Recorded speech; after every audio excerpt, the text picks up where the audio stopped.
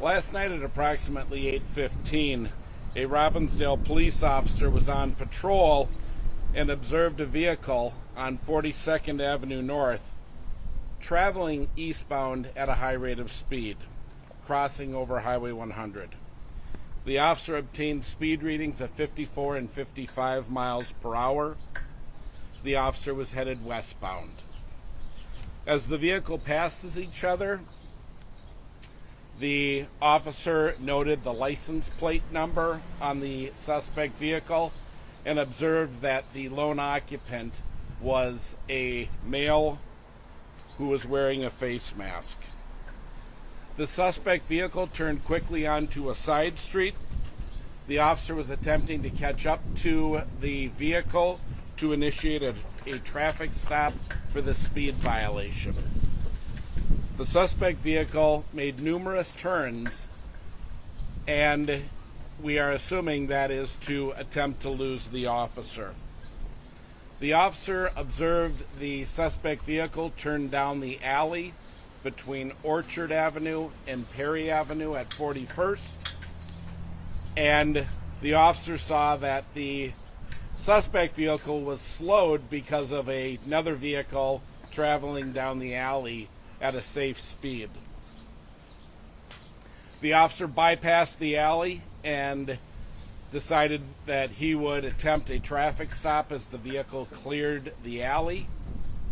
The officer came into view of the suspect vehicle at 40th and Orchard, and the vehicle took off.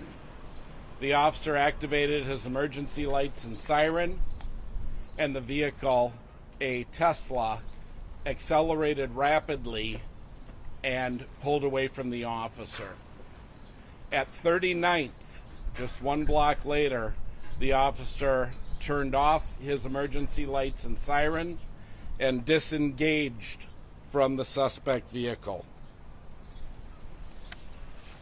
The officer radioed out that information and at that time observed from a few blocks back that a crash had happened.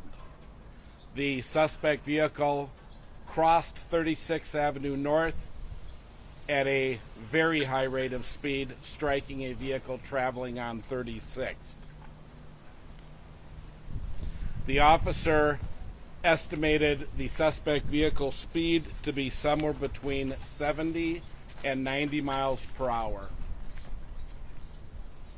The officer reactivated his lights and siren, responding to the crash scene. Additional officers arrived. The suspect was taken into custody while other officers rendered aid to the two victims in the minivan. The Robbinsdale Police Department and the West Metro Fire Rescue District responded and utilized a Hearst tool, also known as the Jaws of Life, to extricate the female adult driver and the adult male passenger. The female driver was removed from the vehicle and CPR was immediately started. She was transported to North Memorial Health Hospital by a North Memorial ambulance.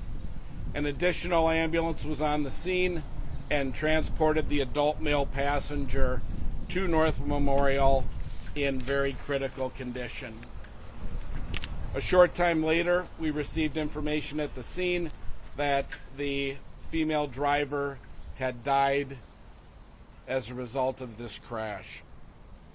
The Minnesota State Patrol Reconstruction Team and the Hennepin County Sheriff's Crime Scene Investigative Team were called out to process the scene. The Minnesota State Patrol will be reconstructing this crash. The suspect, identified as a 20-year-old male from Minneapolis, was transported to North Memorial by ambulance for what is described as non-life-threatening injuries. He is being held on probable cause criminal vehicular operation. The Robbinsdale Police Department would like to thank the many public safety agencies, including the Crystal Police Department, for their help at the crash scene last night, as well as fielding calls for service while our officers were tied up. an incident of this magnitude takes a great deal of help from many different agencies. Questions? This was not a stolen vehicle. When you say you were wearing a face mask, is this maybe a type of mask? Babs, I'm sorry. Hold on just a second. All right, you were discussing the face mask. Was this like a COVID mask, or was this more of like a full-on? This was more of what they refer to as a ninja style mask. So it was just kind of a cutout right here. And the female, was she with child? Was she pregnant? I don't know the answer to that. I know that there's been speculation to that, but again, I'm sorry, I don't know that. Can you talk a little bit more about kind of the processes officers go through, whether to engage or not in chase? Absolutely. It's really a totality of the circumstance. When we had probable cause to stop this vehicle, this was for a speeding violation. And the officer obviously felt that, chasing somebody is for a speed violation in this situation certainly is not, number one, going to meet policy, and number two, it's a greater risk to public safety. The officer followed policy, disengaged, and unfortunately the suspect just continued forward. Any estimates on how fast the car was going during the initial interaction? During the initial interaction, where the officer originally was 54, 55 miles an hour. However, at the point of impact, it could have been 100 miles an hour. It was at an incredibly high rate of speed.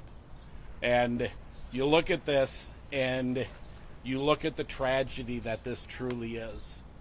And is this over a speeding ticket? I mean, it's mind-boggling to all of us, to everybody who was on the scene that dealt not only with the victims, but the victims' families, and it all over a speeding ticket. It is so senseless and so tragic, and so many lives have been changed forever because of one person's decision. Do we know the relationship between the passenger and the driver in that car? I believe it was a husband and wife. And any update on the condition of the husband at this time? He remains in very critical condition. And we've been hearing so many incidents like this where there have been speeding. Speeding has been a factor. Yep. And we've talked to people at that scene who said, yeah, we see speeding all the time. What do you want to say on that, just about? It's an age-old adage, and people get tired of hearing it, but speed kills. It truly does. And we have seen since COVID that speeds out on our roadways, our patrol officers and I have seen, speeds are just much higher nowadays. People are less likely. I don't know if they feel there aren't enough cops out there to enforce it, or what the reasoning is.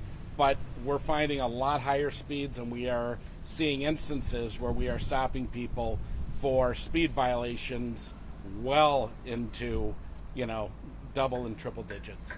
John, in retrospect, was it even worth turning on the cop lights in the first place, you said? Absolutely. I've gone to stop vehicles that have been somewhat elusive, and they've pulled over.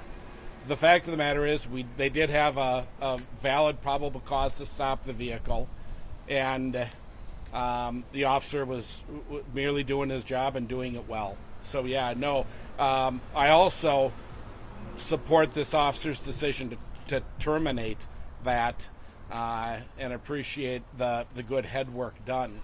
Understand, when you're going through this, there's an awful lot going through your mind.